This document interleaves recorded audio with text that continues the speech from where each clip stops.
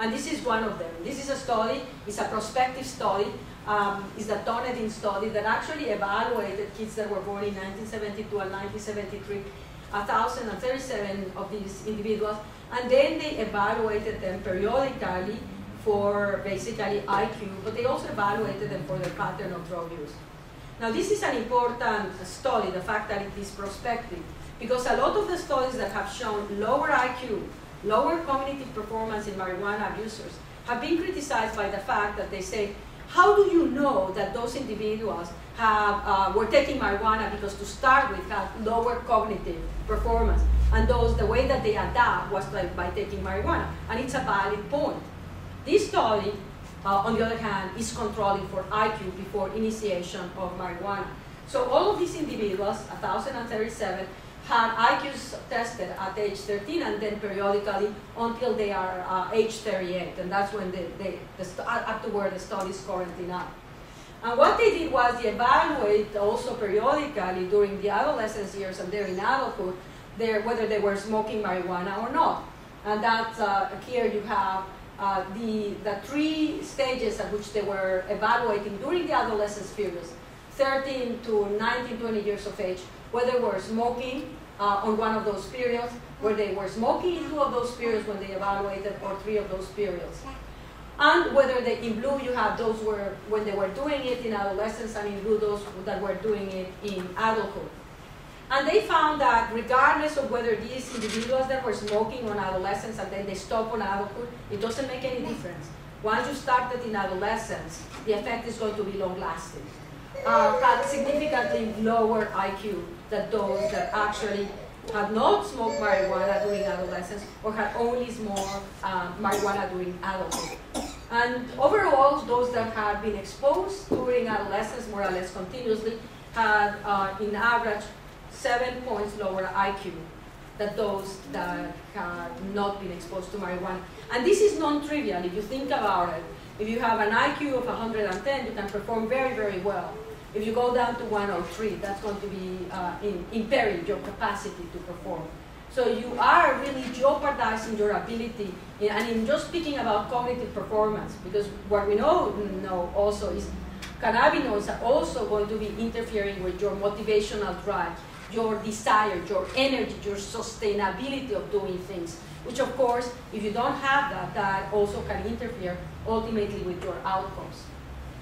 This was published in last year, and at the same time, more or less, there was another fascinating study that used not exactly the same design because it was not prospective, but they evaluated a large group of individuals who had actually smoked marijuana during adolescence versus individuals that had smoked marijuana only during adulthood and those that had not smoked marijuana. And then they looked directly, not at the test of cognitive performance, but they look at the connectivity of the brain. And you know, the way that the brain works is a series of networks. And it is very important that the different areas connect with one another in order to process information. And it's just like in the airport, so if there is one connection or one hub that's not functioning, the whole country goes into a disarray. Well, the same thing with the brain. When you disrupt that connection, that interferes with multiple processes. And using these imaging technologies, these investigators, which was a wonderful study, showed that individuals that had smoked marijuana during adolescence had a profound decrease in the density of connectivity in very specific areas of the brain, which was very interesting. It's not widespread. It's very specific areas that have a high concentration of cannabinoid receptors. And a notable of them is this one here, which is one of the main connections that goes into the hippocampus. And the hippocampus, of course, is crucial for our ability to memorize and learn. But the hippocampus also controls our emotions. And what was surprising in these things, in these studies, that the magnitude of that decreases, the fibers in people that had smoked marijuana during adolescence were 84% lower, 84%. So it was a massive decrease. And they also observed approximately an 80% decrease on the connectivity of an area of the brain that those of you that don't do imaging may have not heard, called the precuneus. Now the precuneus is the main hub of the brain.